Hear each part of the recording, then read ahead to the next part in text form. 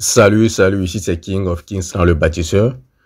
Bienvenue une nouvelle fois à une autre édition de notre show, le show que nous avons baptisé Les Faits. Ici, nous ne parlons que des réalités qui choquent. Donc ce soir, nous allons parler d'un sujet qui est l'objet de commentaires faits par un de nos très chers abonnés qui est toujours présent. Donc nous avons voulu apporter quelques explications par rapport à cela. Donc, il avait demandé à savoir pourquoi les femmes jouissent lors des viols. La question se pose, c'est normal. Il faut noter que c'est un sujet assez délicat et très sensible, mais qui vaut la peine d'être abordé. On l'aborde parce que, naturellement, ou d'après le politiquement correct, la victime, au lieu de prouver du plaisir, devrait couper tous les circuits menant au plaisir, puisqu'il s'agit d'un viol. Il s'agit de quelque chose non consentant. Mais force est de constater que certaines victimes ont du plaisir lors de ces actes de viol. Mais pourquoi cela? Donc nous allons élucider tout cela avec quelques exemples d'études scientifiques et par la suite aller par notre propre analyse de la situation. Donc ici, avant que les gens ne se laissent guider, emporter par leurs émotions et de venir laisser des commentaires inadéquats, on leur prie de bien vouloir nous écouter et d'essayer de comprendre le fond de notre pensée quand on fera notre analyse. Bon, plongeons dans le sujet. D'abord, moi je vais définir les violeurs, ok? Ce que moi j'entends par violeur. Violeur, c'est quelqu'un qui enfreint quelque chose, ok? Qui enfreint, ça peut être une loi, n'importe quoi. Et si la règle que la personne enfreint, c'est la règle du consentement, c'est ça qu'il enfreint, puisque il le fait par force. Donc moi je crois que ces gens-là normalement sont pas bien dans la tête. Ils ont un problème. Ce n'est pas de la folie, mais ils sont quand même un peu déréglés. Je crois qu'ils sont juste malades pour certains et impuissants, voire incapables pour d'autres. Impuissants pourquoi? Parce qu'ils ne sont pas capables d'utiliser leur verbe, d'utiliser leur rap pour convaincre une femme et pour qu'elle couche avec eux. Donc ils préfèrent aller directement par la force physique, étant donné que nous sommes d'abord des animaux. Donc eux, ils empruntent la voie animale pour aller satisfaire leurs besoins. Bon, un peu. Donc ça, c'est ce que nous on n'entend pas violeur. Maintenant, ce sujet, on a dit pourquoi il se pose. Le sujet se pose, c'est parce qu'il y a un sentiment de honte de la part des victimes. Il y a un sentiment de culpabilisation. Il y a un sentiment de culpabilisation et de culpabilité. Bon, c'est pas grave. Un sentiment d'avoir consenti en jouissant. Un sentiment d'aller contre le politiquement correct. C'est ça la vraie raison pour laquelle on parle de ce sujet. Sinon, ça n'allait pas exister. Et donc, vu qu'il y a un sentiment de honte, ça veut dire que la victime, au lieu de prouver des malaises, jouit plutôt. D'où le sentiment de culpabilité et de honte. Un peu. Donc, ici, nous allons parler de la chercheure Odile. On va aller directement au fond du sujet, on ne va pas tourner autour du pot. Donc, la chercheure Odile Philo dit ceci. Le problème, c'est que les personnes qui ressentent un orgasme lors d'un viol ne comprennent pas ce phénomène, ce qui peut les amener à douter d'elles-mêmes et créer un sentiment de honte. On peut aisément concevoir que psychologiquement, le viol est alors plus délétère. Vous voyez? Donc c'est comme ça que cette chercheure-là explique le sentiment de honte qui se pose au niveau des victimes. Mais avant de continuer avec les chercheurs et les scientifiques, nous allons ici parler de quelques victimes qui ont donné leurs avis. Bref, ils ont donné quelques de leurs opinions. Donc pour Sabine, qui est une victime, elle dit ceci. J'ai été violée à 2 reprises. Le viol avec orgasme fut le plus dur à vivre. Ouais. Donc ça veut dire que de ces deux orgasmes, ces deux viols, celui avec l'orgasme le plus difficile à vivre pour elle. Tout simplement parce que il y a ce sentiment de honte et de culpabilité qui la dérange. C'est resté gravé dans mon sexe des années, cette histoire. Ça, c'est une autre victime qui parle. Il y a aussi une autre victime qui dit ceci: profondément perturbé d'avoir ressenti un orgasme. Une autre victime: quelqu'un prend le pouvoir sur vous, sur votre sexe, alors que vous pensez l'avoir dans votre esprit. Tout s'oppose à cet orgasme, mais votre sexe réagit malgré vous. C'est une humiliation suprême. Vous voyez. Donc ça, c'est quelques victimes qui donnent leur ressenti par rapport à cette situation. Mais les scientifiques nous disent ici que parmi les violences sexuelles, il y a 4 à 5% de femmes qui ont un orgasme. Ils disent 4 à 5% des femmes victimes de violences sexuelles auraient un orgasme. Ça, c'est Levin et Van Berlo qui nous disent ça. Ils sont aussi des chercheurs, c'est des scientifiques. C'est eux qui nous disent cela, que c'est de 4 à 5%. Mais moi, je crois que ce serait un peu plus que ça. Peut-être que c'est tout simplement parce que tout le monde n'a pas cette force-là de venir témoigner que c'est assez bas comme ça. Ouais, un peu. Donc, dans leur étude, ils notent que les victimes avaient été confrontées à ces réactions déroutantes. Ok? Et ils disent ici par les victimes, en fait, d'après ces deux scientifiques, il y a les victimes qui donnent leurs avis ici, à part les victimes qu'on avait citées un peu plus tôt. Il y a d'autres victimes encore, d'après les études de Levin et Van Berlo qui disent ceci. La première victime dit: mon corps m'a laissé tomber. La deuxième victime dit ceci: j'ai fucking joui, mais c'était pas agréable. Alors, il y a une autre victime qui est une Québécoise. C'est une auteure. Elle est âgée de 33 ans, elle s'appelle Marie. Elle aussi dit que son corps l'a trahi. Donc, elle avait publié un article sur le site Medium, intitulé J'ai eu. C'est ça le titre de ce qu'elle a publié. Un test courageux où elle raconte l'orgasme qu'elle a eu pendant son viol. Elle développe: c'était il y a 6 ans, un soir d'été dans une rue du quartier Hochelaga de Montréal. Il était environ 20 heures lorsqu'un homme l'a empoigné par l'arrière. Une menace glissée à l'oreille, un couteau sur la gorge, et la repousse contre le mur, donc un son relève sa robe. Donc, c'est ce qu'elle a raconté. Un peu. Je n'ai pas crié, je ne pensais qu'à rester en vie et j'ai eu un orgasme. Je me suis dit, c'est quoi ce truc-là? Comment ça peut arriver? Vous voyez? Donc, dans son test, elle continue comme ça. Ben, j'ai quand même fucking joui. Mais cette fois-là, c'était pas agréable. C'est humiliant, on va se le dire. Je me suis senti humilié et mess up et sale. Et tout simplement horrible. C'était pas un fantasme devenu réalité. C'était pas bon. C'était pas hot. Ouais, c'est Marie qui écrit tout ça. Et après que Marie dit qu'elle s'est murée dans le silence, j'ai fait semblant que ce n'était pas arrivé. Parce que quoi? Parce qu'il y a ce sentiment de porter en elle une culpabilité accrue. Ouais, un peu. Est-ce que je l'ai cherché? Est-ce qu'il y a une partie de moi qui a aimé ça? Elle se pose des questions. Le viol en soi, c'est déjà un poids très lourd à porter. D'avoir en plus cet élément qui rend tout ambigu, j'avais énormément honte. Pour comprendre ce qui s'était passé en elle, la jeune femme a fait des recherches, a rencontré d'autres victimes.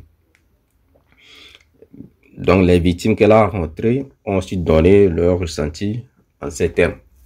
La première victime dit ceci: juste une salope qui ne s'assume pas. C'est ce qu'elle se dit.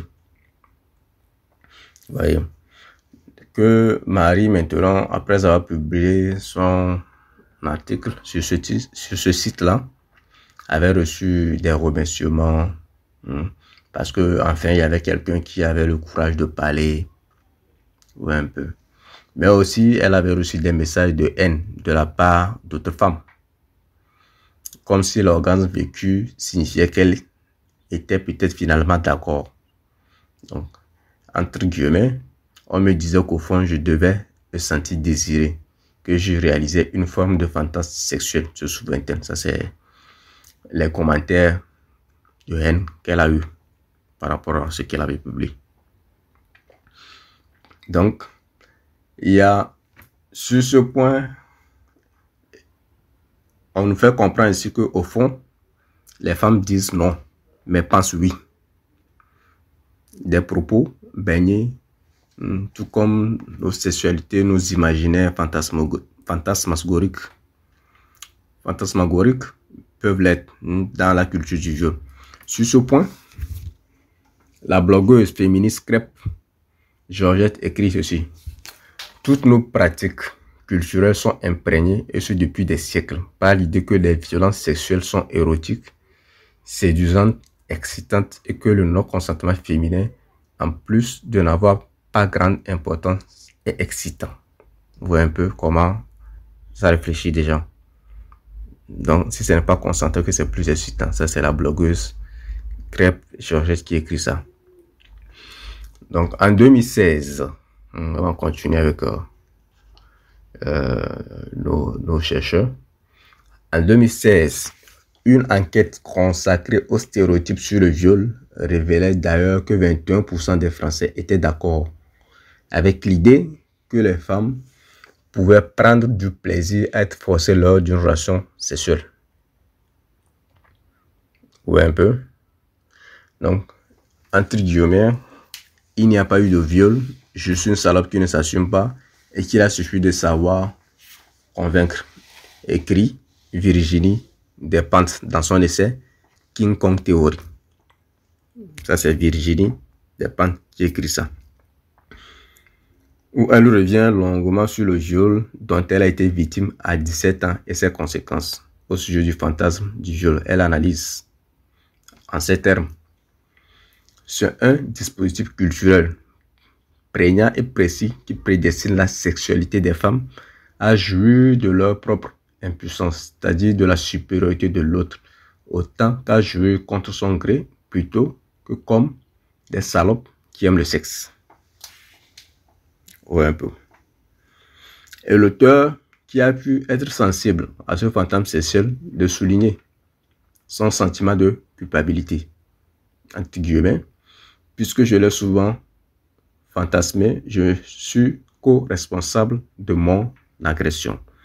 Donc, d'après cet auteur-là, souvent les femmes même font des fantasmes sur les violences sexuelles. Donc, quand ça arrive, automatiquement, ça entraîne l'orgasme.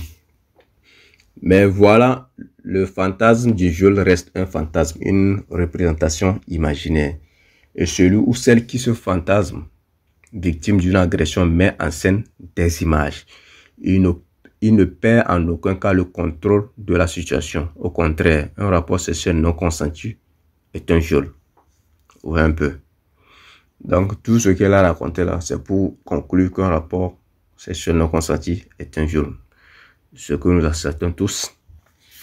Nous, notre problème, c'est l'orgasme. Pourquoi il y a eu l'orgasme? Donc, on parlera de ça dans notre analyse. Donc, il poursuit ici que quand cela arrive, ça empêche les victimes de guérir. Vous voyez? Donc, chez les auteurs de crimes sexuels, culpabiliser les victimes avec leur soi-disant plaisir, t'as mouillé, t'as aimé, reste un classique, indique Violaine Guérin. Ça, c'est Violaine Guérin qui dit cela. Un moyen supplémentaire d'accroître leur emprise et d'inverser la culpabilité. Un peu. Donc, sur Internet, une adolescent de 16 ans rapporte des mots de son agresseur, comme ceci. Il m'a touché le clitoris en me disant qu'il faut que tu mouilles bien pour que tu prennes encore plus de plaisir avec moi, ma chérie. Elle poursuit. Le problème, c'est que ce connard a réussi à me faire jouir, ce qui me fait poser plein de questions. J'ai l'impression que c'est de ma faute. C'était de ma faute à cause de ça. Bon, c'est ce qu'elle a écrit. Je me sens sale et honteuse d'avoir joui alors que je me faisais violer. Toujours ce sentiment de culpabilité et de honte. Donc, on revient sur la chercheuse Odile Philo, qui dit ceci. Elle dit qu'il est de ce fait impératif d'enseigner une meilleure connaissance du corps et d'apprendre à distinguer des réactions purement physiologiques de l'idée de plaisir et de désir. Donc, cette affaire a tellement dérangé que beaucoup de chercheurs, d'après leurs recherches, commencent par dire qu'en fait, que le corps de la femme réagit automatiquement. Ok? Donc, jusqu'à ça entraîner des débats sur les plateaux télévisés. Il y a eu un débat entre une femme appelée Brigitte Lahaie qui a réagi sur la québécoise de la trentaine. Elle avait réagi en disant ceci. Si la jeune femme a accepté de nous répondre sur ce sujet encore douloureux, c'est parce qu'il demeure très important d'en parler. Entre guillemets, avoir eu un orgasme ne change rien à qui tu es. En fait, il n'y a pas de plaisir, c'est juste une réaction physique. Il ne faut pas garder cela en soi. Ce n'est pas une raison d'avoir honte ou de se cacher. Cela ne fait pas de nous des personnes dépravées. Et surtout, cela ne change rien au fait que c'est un viol. Ça, tout le monde est d'accord, c'est un viol. Il n'y a pas eu de consentement. Donc, c'est sur un plateau télévisé que la dame là a parlé ainsi. Brigitte Lahaie. Ok? Non. Je m'excuse. En fait, Brigitte Lahaie, elle cautionnait les gens qui ont l'habitude de dire que non, la femme a joui parce qu'elle a pris plaisir, tout ça là. Elle cautionnait ça. Ouais, un peu. Donc, c'est quand elle cautionnait cela que les gens ont eu la réaction de dire le contraire. Ok? Avoir eu un orgasme ne change en rien à qui tu es. Ceux-ci-là sont allés contre les paroles de Brigitte Lahaie. En fait, il n'y a pas de plaisir, c'est juste une réaction physique. Ok? Ça, c'est, comment l'appelle-t-on, la chercheuse Odile Philo qui va contre les idées de Brigitte Lahaie. Ok? Donc, quand elle allait contre, elle a parlé que cette réaction de jouissance n'est juste qu'une réaction physique et non une réaction de plaisir. Il ne faut pas garder cela en soi. Ce n'est pas une question d'avoir honte ou de se cacher, etc. Ok. Donc, se basant sur plusieurs études scientifiques sur le sujet, l'Express, qui est un journal, rappelle qu'il est effectivement possible pour une victime de viol d'éprouver un orgasme lors de son agression sexuelle. Mais cela n'a aucun rapport avec le consentement ou le plaisir. Ouais, un peu. Ça, c'est toujours les scientifiques. Donc, selon une autre étude publiée en 2004 dans la revue scientifique Journal of Clinical Forensic Medicine, environ 4 à 5% des victimes rapportant avoir été violées déclarent également avoir ressenti un orgasme pendant l'agression. C'est la même chose que les deux autres scientifiques aussi disaient un peu plus haut. Donc, nos corps répondent au sexe. Nos corps répondent à la peur, expliquait en mai 2013 une journaliste américaine sur le site Popular Science. Nos corps réagissent. Ils le font souvent sans notre permission ou notre volonté. L'orgasme pendant un viol n'est pas un exemple d'expression, n'est pas un exemple de l'expression d'un plaisir, ajoutait-elle. Excusez-moi, je suis en train de lire, donc je suis en train de lire, donc des fois je me perds.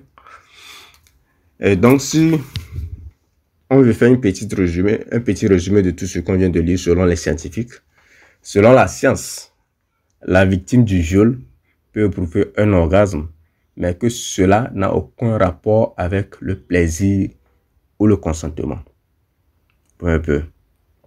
Donc, ils disent toujours que l'orgasme n'aurait pas de rapport avec le plaisir ou le consentement lors du viol. Que ça n'a aucun rapport. Que c'est juste une réaction physique du corps, une réaction automatique. Parce que la programmation de la femme est comme ça. Donc ça, c'est les scientifiques qui nous disent ça. Maintenant, on a vu un peu ce que les scientifiques nous ont dit. On va maintenant poursuivre avec quelques témoignages sur le forum en ligne. Ok. Donc, le premier témoignage dit ceci. Je me suis fait violer il y a quelques jours. Mon sexe était humide alors que je ne le voulais pas. Et n'ai pourtant eu aucun plaisir. Je culpabilise et voudrais savoir si c'est arrivé à quelqu'un d'autre. Il y a une autre qui se confie en ces thèmes sur cette question qui la turlupine depuis pas mal de temps, une question gênante. Bon, je ne comprends pas ce qu'elle veut dire.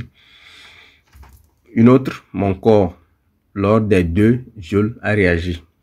Ça, c'est une autre victime qui fait son témoignage.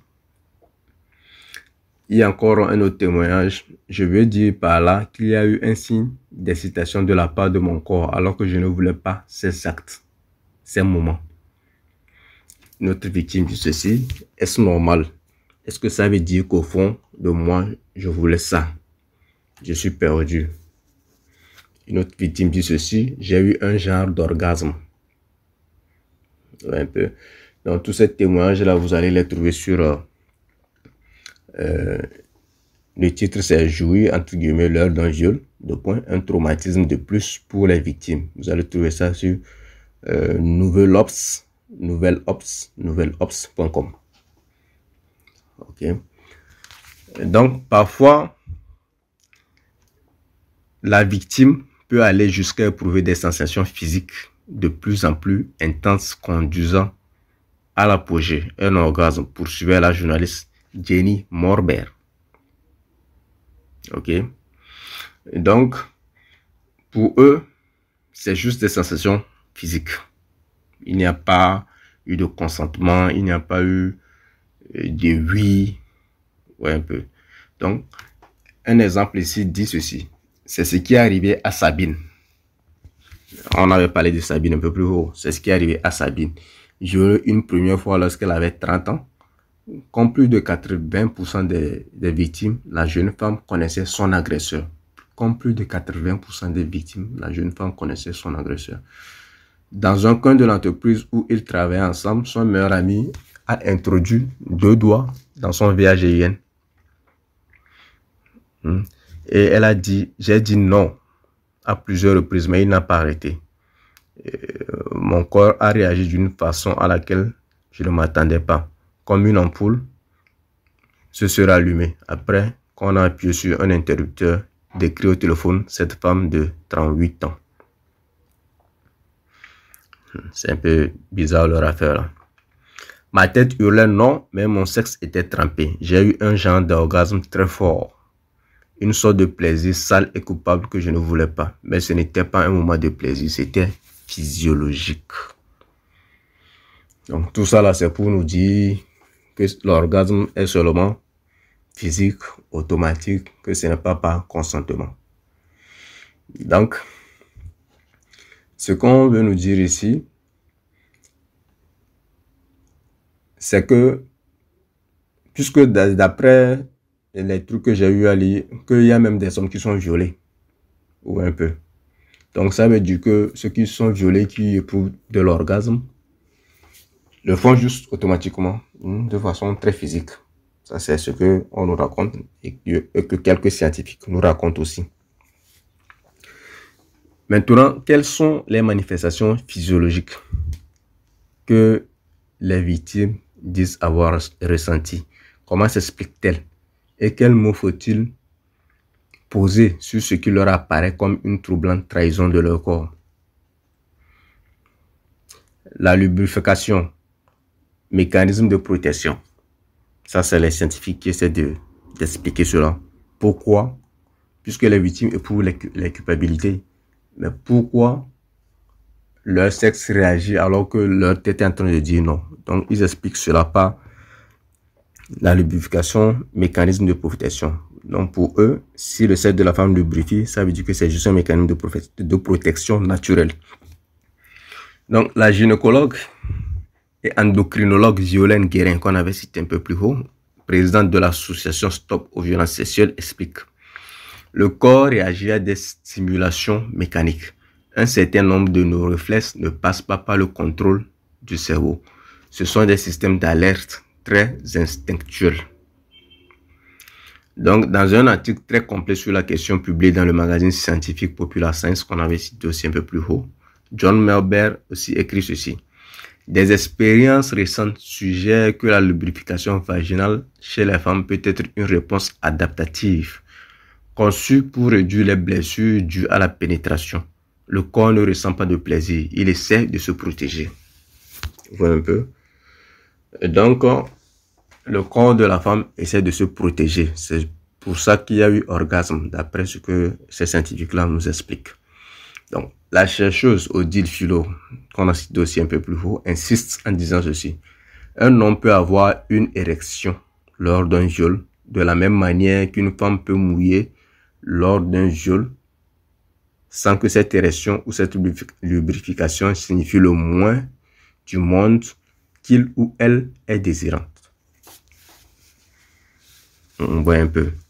Donc, la chercheuse là nous dit qu'un homme peut avoir une érection lors d'un viol et pourtant ne pas vouloir dire qu'il était consentant. Donc, ça veut dire que les orgasmes que ces gens-là ont sont juste physiologiques. Quand on évoque auprès de la gynécologue Violaine Guérin la possibilité d'un orgasme lors d'un rapport non consenti, elle répond d'emblée ceci: il faut se méfier de ce que l'on met sous le mot orgasme. La sémantique en matière de violence sexuelle est extrêmement importante. Donc, selon cette gynécologue, l'orgasme aurait un autre sens que tout le monde connaît. Elle dit ça, je ne sais pas pourquoi, mais elle dit que l'orgasme, ce mot-là, il faut vraiment savoir comment l'utiliser. Donc, dans une tribune publiée à la suite des propos de Brigitte Lahaie, celle qui cautionnait les gens qui avaient des propos favorables par rapport à l'orgasme des femmes, celle qui cautionnait ça, la présence de Stop aux violences sexuelles précisait d'ailleurs, elle allait contre les propos de Brigitte Lahaie, elle disait ceci: des spasmes de contraction pour éviter une pénétration peuvent être confondus ou assimilés à ce que d'aucuns peuvent décrire sur le papier comme des sensations orgasmiques. Bien sûr, quand on a de l'orgasme, il y a toujours des contractions. Il y en a. En tout cas, pour ceux qui ont déjà connu l'orgasme. Dieu merci, moi j'en ai connu. Donc, car pour Violaine Guérin, la notion d'orgasme renvoie d'abord à la dimension d'une vibration commune, soit un phénomène à l'opposé du viol et de son énergie meurtrière. Donc, c'est ce que Violaine Guérin nous dit. Pour éviter toute confusion par rapport à ce sujet, Odile Philo, aussi chercheuse, dit ceci dans son travail sur la littérature scientifique consacrée à la biologie du sexe et à la sexualité. Elle souligne qu'il est essentiel de distinguer l'excitation physiologique du désir mental, tout comme l'orgasme physiologique de la jouissance mentale.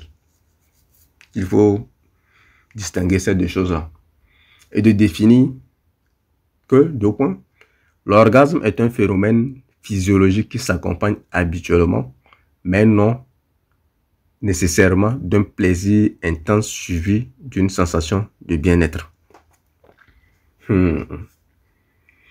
Celui-ci se caractérise par une série de contractions régulières de certains muscles du périnée, espacées d'un peu moins d'une seconde durant quelques secondes. La chercheuse complète. Il existe des nerfs sensitifs qui partent de la région génitale et qui communiquent sans passer par l'intermédiaire du cerveau avec les nerfs moteurs qui commandent la contraction des muscles du périnée. Bref, elle est en train de décrire l'orgasme. Autrement dit, une stimulation mécanique des organes génitaux peut déclencher un orgasme sans aucune participation du cerveau. Vous voyez un peu. Donc ça, c'est ce que les chercheurs nous disent. On a vu les avis des victimes qui, elles autres, éprouvaient de la culpabilité, des sentiments de honte parce qu'elles ne comprennent pas pourquoi elles ont eu un orgasme lors d'un rapport non consentant. Donc elles étaient gênées. Donc, pour maintenant venir cautionner leur gêne, pour valider leur culpabilité, il y a des chercheurs qui nous ont montré que ces orgasmes ne sont juste que des réactions physiques, des réactions physiologiques, que ça n'a rien à voir avec le consentement. Ok, ça c'est ce que ces différents chercheurs nous ont dit.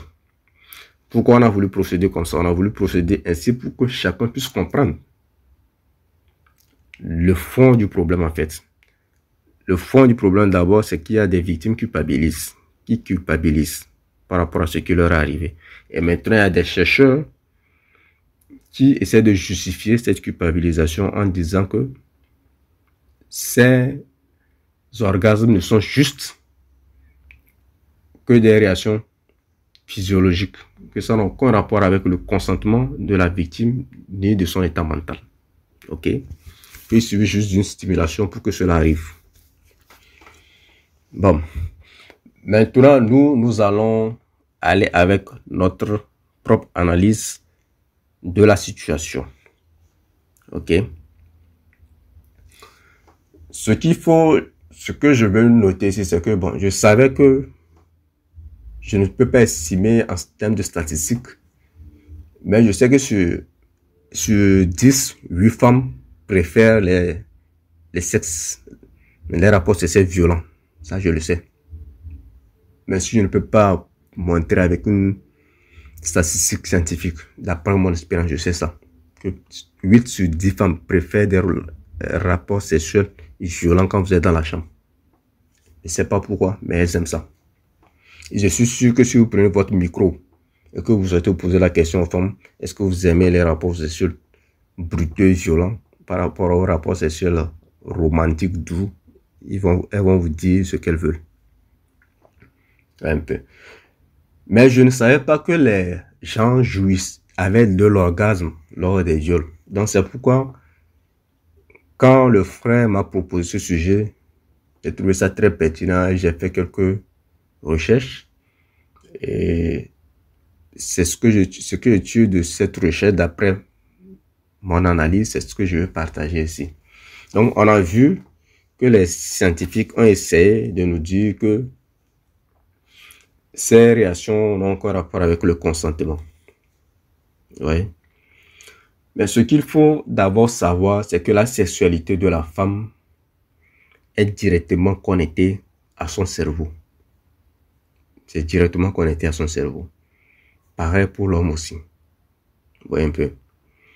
Donc, pour qu'elle atteigne un orgasme, il faut que la zone de son cerveau programmée à répondre au stimuli adéquat pour provoquer l'orgasme soit activée. Et boum, c'est fait. Vous voyez? Et je voudrais aussi remercier un frère qui s'appelle Sénan. Il m'avait envoyé certains documents par rapport au cerveau de la femme. Et j'ai eu à parcourir quelques pages. J'ai été fasciné. Ça m'a beaucoup enseigné. Ça m'a appris beaucoup de nouvelles choses et ça a confirmé d'autres choses que je connaissais déjà. Et merci pour cela, monsieur Sénan. Oui. Donc, si le cerveau de la femme et sa sexualité sont connectés directement, je ne comprends pas pourquoi elle peut avoir l'orgasme s'il n'y a pas eu cette connexion. Je sais que les scientifiques, certains scientifiques, je ne veux pas dire tous, certains scientifiques ont dit que l'orgasme éprouvé lors d'un viol n'a aucun rapport avec le cerveau, ça n'a aucun rapport avec le consentement. Nous ici, nous on pose la question parce que scientifiquement, la sexualité de la femme est directement connectée à son cerveau. C'est pourquoi quand vous voulez avoir des rapports sexuels avec la femme, il faut commencer par la préparer depuis son cerveau pour que le cerveau soit d'accord avant que ça arrive. Il faut la mettre dans des conditions. Donc, c'est le cerveau d'abord qu'il faut préparer, son mental. Donc, je ne vois pas comment ces chercheurs ici essaient de nous prouver le contraire. Donc, on va voir, on va continuer, on va voir. Quand on prend la définition de l'orgasme lui-même, je sais qu'il y a quelques scientifiques qui ont essayé de définir l'orgasme sous d'autres choses là-bas, disant que ça n'a aucun rapport avec le cerveau, ni le plaisir. Il y en a, quand j'ai lu, il y en a qui ont dit ça, que ça n'a pas rapport avec le plaisir, que c'est juste des contractions de muscles. Ok? Mais quand on prend la définition de l'orgasme, c'est une forme de plaisir très forte que l'on peut ressentir quand on est très excité sexuellement. Donc, quand on excite des zones érogènes de façon mécanique, on doit ressentir du plaisir. Oui. Mais je crois que cela doit se faire quand il y a consentement. Que ce soit consciemment ou pas. Ou peut-être que c'est subconsciemment. Ok? Mais il y a quand même un consentement, conscient ou subconscient, pour éprouver ce genre de plaisir. Parce que l'orgasme, c'est le plaisir intense, c'est le plaisir au summum. Bref, moi j'ai éprouvé déjà de l'orgasme. Je peux vous décrire à peu près ce que c'est. Mais frère, vous êtes là, vous nagez, vous êtes dans les nuages. Ouais, un peu. C'est tellement bon. C'est du plaisir. Donc, je ne sais pas comment ces scientifiques-là veulent nous dire que l'orgasme, c'est pas du plaisir, que c'est juste des contractions de muscles. Non, on ne refuse pas que ce n'est pas des contractions de muscles, mais il y a quand même le plaisir dedans. Est-ce qu'il y a quelqu'un qui a déjà éprouvé de l'orgasme et puis qui était en train de souffrir de douleur? Non. Tous les gens qui éprouvent de l'orgasme ressentent du plaisir. C'est d'ailleurs pourquoi on l'appelle orgasme. Ou un peu. Mais quand c'est sans son consentement, je parle ici des victimes du viol, si c'est sans leur consentement, pourquoi alors il y a orgasme? Alors que l'orgasme, c'est le plaisir intense. Cela ne voudrait pas dire que subconsciemment, la victime ait éprouvé du plaisir, même si elle ne veut pas vraiment l'accepter. Est-il possible de prouver de l'orgasme sans plaisir, alors que l'orgasme c'est le plaisir? C'est ce que ça veut dire. C'est le plaisir accru. Donc je ne comprends pas. Bon, qu'est-ce qu'on essaie de nous expliquer? Un peu. Donc, quand on se base sur cette petite analyse, on peut donc supposer que l'explication que certains scientifiques nous ont donnée est un peu ambiguë, puisqu'ils nous ont dit que l'orgasme lors des viols n'a aucun rapport avec le plaisir ou le consentement. Je serais d'accord que ça n'a rien, que ça n'est pas de rapport avec le consentement. Je serais peut-être d'accord pour ça. Mais ça a un rapport direct avec le plaisir. Puisque l'orgasme, c'est le point culminant du plaisir. Donc, on ne peut pas nous dire que l'orgasme n'a pas de rapport avec le plaisir. On peut donc conclure que la science ici, bien certains scientifiques, on ne va pas mettre toute la science, certains scientifiques nous racontent des salades à ce sujet. Ils veulent peut-être respecter le politiquement correct afin de protéger les victimes, afin de valider leur culpabilité, tout simplement. Un peu.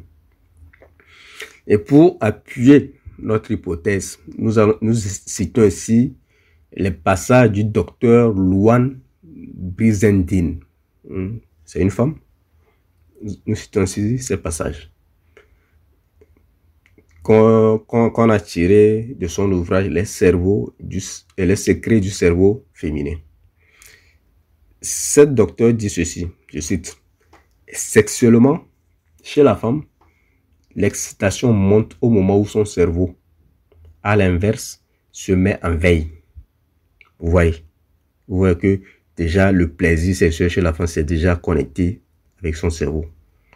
L'excitation monte au moment où son cerveau, à l'inverse, se met en veille. Pour que les impulsions parviennent au centre du plaisir et déclenchent l'orgasme, il faut que l'amygdale, centre de la peur et de l'anxiété, ait été préalablement désactivé. Suivez bien. Pour que les impulsions parviennent au centre du plaisir et déclenchent l'orgasme, il faut que l'amygdale, centre de la peur et de l'anxiété, ait été préalablement désactivé. Auparavant, toute évocation à la dernière minute d'un souci à propos des enfants, du travail, du dîner à préparer peut interrompre la progression vers l'orgasme. C'est ce que la docteure là nous dit. Vous voyez un peu. Donc, ça veut dire que pour que la femme ait l'orgasme facilement, il faut l'assurer et lui faire oublier tout problème. Ce qui veut dire que ce n'est pas la faute aux hommes si les femmes n'ont pas d'orgasme de temps en temps. Vous voyez un peu. C'est à elles-mêmes puisqu'elles sont toujours préoccupées par un problème, ce qui bloque toute chance d'orgasme. Donc vous allez voir, il y a des femmes qui vivent dans un couple. Elles peuvent vivre 15 ans, ils vont vous dire qu'elles n'ont jamais eu d'orgasme. C'est parce qu'il y a un problème qui bloque. Vous voyez un peu. Donc ça veut dire qu'il n'y a pas vraiment de plaisir quand elles ont les rapports. Donc d'après ce que Dr Luan Brizendine nous raconte, pour qu'une femme arrive à l'orgasme, il faut de l'excitation au niveau de son cerveau. Ou un peu. Il faut une connexion avec son cerveau. Et qu'elle doit être débarrassée des histoires de peur, d'anxiété, tout ça là pour que l'orgasme survienne. Donc quand les scientifiques cités un peu plus haut nous disent que l'orgasme que les femmes, bien les victimes ont éprouvé n'ont aucun rapport avec leur cerveau, je suis choqué. Je suis très choqué. Vous voyez? Je citais aussi un chercheur qui avait dit que chez les hommes, que lors des viols, des fois, il y a, comment l'appelle-t-on, ils peuvent se mettre en érection, mais que ça n'a aucun rapport avec le plaisir, etc. Ça, moi, je ne suis pas d'accord. Pourquoi? Je vais m'expliquer. Si on nous dit que l'homme, l'érection de l'homme ne veut pas forcément dire consentement, je ne suis pas d'accord parce que quand un homme est vraiment stressé ou a la peur au ventre, il ne peut pas être en érection, c'est impossible. Et quand un homme a des problèmes, quand il a vraiment des problèmes sérieux, il ne peut pas se mettre en érection. Donc ce que le chercheur là nous racontait, c'est des salades. Ou un peu. La science montre aussi que l'érection de l'homme a un rapport étroit avec son système nerveux. Et quand on parle du système nerveux, on parle en quelque sorte de cerveau. Le système nerveux est un réseau complexe de nerfs et de cellules nerveuses qu'on appelle neurones, qui font circuler des signaux et des messages provenant du cerveau et de la moelle épinière vers différentes parties du corps et vice versa. Oui, un peu. Donc, ce système nerveux est constitué du système nerveux central et du système nerveux périphérique. Le système nerveux central est constitué du cerveau et de la moelle épinière. Et le système nerveux périphérique est constitué des nerfs des autres parties du corps. Vous voyez un peu. Donc, le périphérique serait dans les autres parties du corps. Comme si on parle de sexualité, ça va concerner la partie sexuelle. Et la moelle épinière et le cerveau vont constituer le système nerveux principal. Ok? Central plutôt. Donc, il faut une connexion entre ces deux parties du système nerveux pour avoir une érection. Sinon, il n'y aurait pas. Parce que c'est des signaux qui vont venir au cerveau quand il y a stimulation pour retourner. Ou un peu. Donc, si les deux parties-là ne sont pas connectées, il n'y a rien. Ou un peu ce que je veux dire. Donc, il faut une connexion pour avoir une érection. On peut même citer comme source le docteur Michel Roizen en médecine interne qui dit ceci, je cite: le cerveau est votre organe sexuel le plus puissant. Écoutez bien. Le cerveau est votre organe sexuel le plus puissant. C'est votre cerveau qui envoie les signaux qui rayonnent à travers votre système nerveux central, déclenchant des changements dans le flux sanguin dans votre pénis qui provoquent une érection. Vous voyez ce qu'il est en train de dire? C'est un signal qui va venir, qui va provoquer l'érection, mais qui vient du cerveau. Ou un peu. Cela dit, la plupart des cas de dysfonction érectile sont causés par des problèmes physiques et non mentaux. Votre esprit peut être disposé, mais si votre système cardiovasculaire n'est pas aussi sain qu'il pourrait l'être, le sang n'arrive pas. Le sang n'arrive tout simplement pas là où il doit être et il n'y reste pas. Donc, si on considère ce que le docteur là nous dit ici, de ce pas, quand les hommes sont violés ou ont eu des érections, ça veut juste dire que leur subconscient a dit oui à ces érections-là. Un peu. Même si leur tête disait le contraire, ça veut dire que leur cerveau a participé. Alors, si le cerveau n'a pas participé, il n'y a pas d'érection. Oui, un peu. Donc, la thèse selon laquelle même les hommes violés qui ont une érection ne veut pas dire consentement est rejetée. Puisque ici, on nous montre que pour qu'il y ait érection, il faut que le cerveau participe. Quand le cerveau participe, ça veut dire que le cerveau a dit oui. Oui, un peu. Donc, je crois que leur thèse, c'est juste pour défendre le fait que les victimes qui ont eu l'orgasme n'ont pas éprouvé du plaisir et n'ont pas consenti. C'est juste pour défendre cela. Ce qui est faux, puisqu'en temps normal, il peut avoir lubrification normalement, mais pas de plaisir si le cerveau de la victime n'est pas connecté. Vous tous, vous avez des femmes. Vous savez que c'est pas tout le temps que la femme éprouve du plaisir. Des fois, vous avez des rapports jusqu'à finir. Elle n'a pas eu de plaisir. Parce qu'elle n'est pas avec vous. Son cerveau n'est pas avec vous. Donc, pour qu'elle ait du plaisir, il faut que son cerveau soit avec vous. C'est pourquoi quand une femme qui vous apprécie, qui vous aime bien, fait l'amour avec vous, pour elle de jouir, c'est très facile que quand elle ne vous aime pas. Quand son cerveau ne participe pas, elle ne jouit jamais. C'est seulement son sexe qui est lubrifié, elle va crier oh, oh, et puis bon, c'est fini. Un peu. Mais quand son cerveau participe, elle jouit toujours. Un peu. Donc, dans le cas de l'orgasme, on peut souligner que le fait que leur cerveau est connecté indépendamment du politiquement correct selon les victimes. Leur cerveau est connecté au phénomène qui s'est passé.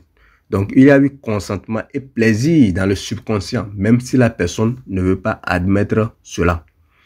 La personne ne veut pas admettre cela à cause de la société, parce que la société va dire non, pourquoi tu as fait ça, pourquoi tu as fait ça. Mais subconsciemment, la personne a dit oui, la victime a dit oui. Un peu.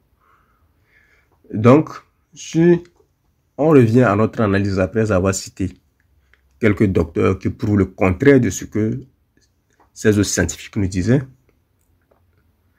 on peut revenir à notre analyse maintenant et continuer en prenant l'exemple de comment appelle-t-on, l'exemple des animaux. Voyez, Quand on regarde le règne animal, vu que nous sommes aussi des animaux, juste dotés de raison, on voit que généralement tous les animaux, la plupart des animaux, pour s'accoupler, le mâle prend souvent la femelle avec force, c'est-à-dire sans consentement. Il court après, se jette sur elle, et puis bon, ils ont des rapports sexuels. Jouit et la libère ensuite. Ce comportement est remarquable, souvent chez les volailles, les moutons, les chiens, etc. Nous, on voyait ça quand on était des enfants. Quand on était encore petits, on prenait même du plaisir chaque matin à regarder les chiens qui prenaient les chiennes par force et s'accouplaient avec elles. On les voyait par moment même coller l'un à l'autre pendant un long moment et on faisait tout pour les détacher en les jetant des pieds. Je ne sais pas pourquoi ils restaient toujours collés même. Nous, on prenait du plaisir à s'amuser chaque matin quand on était des petits. On voit les animaux s'accoupler de force. On peut considérer cela comme du viol aussi. Ouais, un peu. On peut considérer cela comme du viol. Je ne sais pas, est-ce que c'est la même raison qui pousserait ces violeurs à prendre ces femmes comme les animaux le font? Je ne sais pas trop. Mais ça existe quand même chez le règne animal. Et nous sommes aussi des animaux. Ok? Comme nous sommes des animaux, la femme est donc programmée pour accepter le mâle le plus animal qui soit. Donc, on peut considérer ces violeurs mâles comme étant très animal. Et beaucoup de femmes fantasment souvent sur des rapports sexuels assez brutaux et violents. Ok? Des rapports où elles sont obligées d'être dans la position de dominer complète. Il y a des femmes qui, pour avoir du plaisir, voudraient que le mâle arrive, les chope, les gifle, déchire tout et leur fait l'amour de façon forcée pour qu'elles prouvent du plaisir. Je ne sais pas pourquoi c'est comme ça, mais il y en a qui fantasment ça. Serait-ce la raison pour laquelle les victimes ont de l'orgasme? J'en sais rien. Il y a quelques mois, j'ai eu un bail avec une fille. Chaque fois qu'on se cognait, bon, c'est vrai que c'est du hardcore, mais la façon dont elle le voulait, c'était encore plus accru. Je n'ai jamais vu ça. Elle voulait lors des rapports être giflée, tapée, qu'on la mord, les bouts des seins, jusqu'à ce que ça se remplisse de sang. Vous voyez un peu. Donc, c'est comme ça qu'elle jouissait. Bon, moi, je lui donne ce qu'elle voulait, surtout. Vous voyez. Donc, s'il y a des femmes qui réfléchissent comme ça, bien des victimes, qui pensent, qui ont ce genre de fantasmes. Donc, s'il y a des femmes qui ont ce genre de fantasmes, ça veut dire que quand elles se retrouvent dans cette situation de viol, c'est juste le fantasme qui devient réalité. Vous voyez? Donc, je crois que l'orgasme arrive souvent dans certains cas de viol parce que ces femmes pourraient avoir ce genre de fantasme sexuel. Mais elles ne peuvent pas le satisfaire parce que la société va les faire culpabiliser. La société les interdit d'éprouver du plaisir lors d'un viol, oubliant que le viol est d'abord un rapport sexuel qui est juste non consenti par la victime. C'est d'abord un rapport sexuel. Et étant donné que c'est un rapport sexuel, s'il s'avérait que le violeur arrive à toucher le point qu'il faut, elle va jurer automatiquement. Vous savez, il y a des femmes qui aiment les gros machins. S'il arrivait que son violeur a ce gros machin, c'est un hasard heureux. Ouais, un peu. Elle va jouir. C'est comme quand vous ajoutez du sel dans de l'eau. Elle va devenir salée. Donc, la seule occasion d'être dans leur monde fantasmagorique, c'est sûr, c'est seulement quand ce genre de situation de viol arrive. Comme on a eu à l'expliquer avec les preuves des docteurs à l'appui, le cerveau de l'humain est connecté à son sexe. Vous voyez un peu. Donc, si le cerveau ne participe pas, le sexe ne peut pas réagir. C'est vrai qu'il y a des réactions automatique, c'est programmé chez la femme. C'est la lubrification de son sexe. Ça, c'est normal quand vous commencez par la doigté. C'est pour se protéger. Mais aller jusqu'à jouir, ça, c'est autre chose. Aller jusqu'à jouir, ça veut dire qu'il y a une partie du cerveau qui a dit oui. Un peu. Donc, aussi, la plupart du temps, quand vous posez la question, comme je le disais aux femmes, elles vont, si vous leur demandez, vous aimez être baisé ou faire l'amour, la majorité va vous répondre qu'elle préfère être baisée. On comprend ici par faire l'amour, avoir des rapports sexuels doux et sensuels. Et par baiser, avoir des rapports sexuels violents et des fois douloureux. Je ne sais pas pourquoi elle préfère ça. Ça, c'est à eux de répondre. Les commentaires sont là, ils peuvent répondre. Ceux qui aiment les rapports brutaux, ils peuvent nous dire pourquoi ils aiment ça. Un peu. Donc, la victime, dans son subconscient, pourrait-elle avoir du consentement et éprouver du plaisir, étant donné qu'elle est programmée à réagir naturellement à ce genre de situation? C'est une question. Oui. Donc, moi, je me dis que c'est son subconscient qui dit oui. Et le subconscient est différent du politiquement correct. Il y a même eu, j'ai même eu à lire un jour un article, j'ai oublié la source, où on a soumis certaines femmes à un test. Et quand on demande aux hommes, par exemple, qu'est-ce que tu veux chez une femme? Tout de suite, il dit, on fait le test et c'est vrai ce que l'on est en train de dire. Mais quand on demande aux femmes, qu'est-ce qui t'attire chez un homme? Ce qu'elle dit et ce que son subconscient dit étaient deux choses complètement différentes. C'est-à-dire que ce qu'elle dit ne reflète pas la réalité de ses sentiments. Vous voyez un peu comment les femmes sont compliquées. C'est-à-dire que les femmes, pour respecter les normes de la société, pour respecter le politiquement correct, beaucoup vont vous dire quelque chose qu'elles ne pensent pas, quelque chose qu'elles ne ressentent pas. Peut-être cela serait l'origine de ces victimes aussi qui éprouvent de la jouissance, de l'orgasme lors des viols. Peut-être qu'elle veut ça, mais à cause du politiquement correct, elle ne peut pas dire. Donc, quand l'occasion se présente, voilà. C'est une opportunité. Mais elle se laisse aller, je crois. Ouais, un peu. Même si son corps dit non, non, ça c'est ce que sa tête est en train de dire parce que la société va parler après. Mais ce que son cœur est en train de dire, ce que ses émotions sont en train de dire, sont aussi différents. Ouais, un peu. Donc son subconscient dit oui, mais sa conscience, qui n'est que le résultat du politiquement correct, dit non. Sa pensée, sa raison disent non, mais son corps réagit positivement à l'action. Ne serait-ce pas là un côté assez mystérieux et obscur des penchants sexuels de la femme? Moi, personnellement, je crois que toutes les femmes ont des envies sexuelles vraiment normales. Il suffit juste d'activer cette zone du cerveau de votre femme et elle va vous montrer toute l'étendue de son fantasme sexuel. Croyez-moi. Et je ne trouve pas, moi je ne trouve pas de mal à ça. Hein. Je ne trouve aucun mal à ça. Et la sexualité, ça doit se vivre à fond. Tant que vous êtes avec votre copine et que bon, tout va bien entre vous, il n'y a pas de problème à ça. Et ça devrait être comme ça.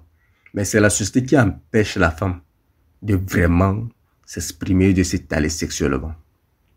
La société lui impose des limites. Donc, des fois, elle est même frustrée dans son corps. Ou un peu. Elle est frustrée. Sinon, les femmes ont des envies sexuelles bizarres.